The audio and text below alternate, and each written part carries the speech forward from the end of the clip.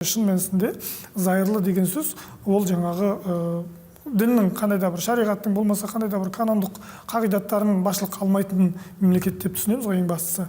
Ал енді осы тұрғыдан алған кезде бұл жаңа сіз айтқандай дін бір халықтың басын ұйыстыру, бір неге тоғыстыру деген жаңағы ұлттық идеология дейтін болсаңыз, әрине тәуелсіздіктен кейінгі діни ұйымдар, діни ағымдар, Қазақстанға келген көптеген діни жамағаттар, олардың барлығы өздерінің құндылықтарын тырнақшаның ішінде алып келгендікке байланысты бұл өте күрделі жағдай. Яғни мемлекет қандай да бір дінді басымдыққа алмаған үшін, яғни заң бойынша бізде мемлекеттік дін болмаған үшін, қандай да бір дінге басымдық бере алмағанымыз үшін мемлекет тек қана барлығына бірдей деңгейде жағдай жасап береді. Оның үстіне бізде конфессиялар, этностар әртүрлі болғаннан әр этностың өзінің ұстанатын діндері бар.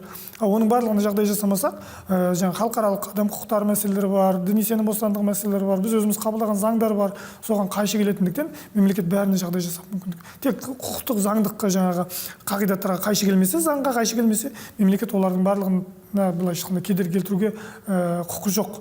Сондықтан да бұл жерде бұл деген азаматтарға мүмкіндік беру. Бірақ азаматтардың санасы соған келе ме? Азаматтардың соған санасы сай ма? Яғни азаматтар плюралистік пікірде өмір сүре ала ма?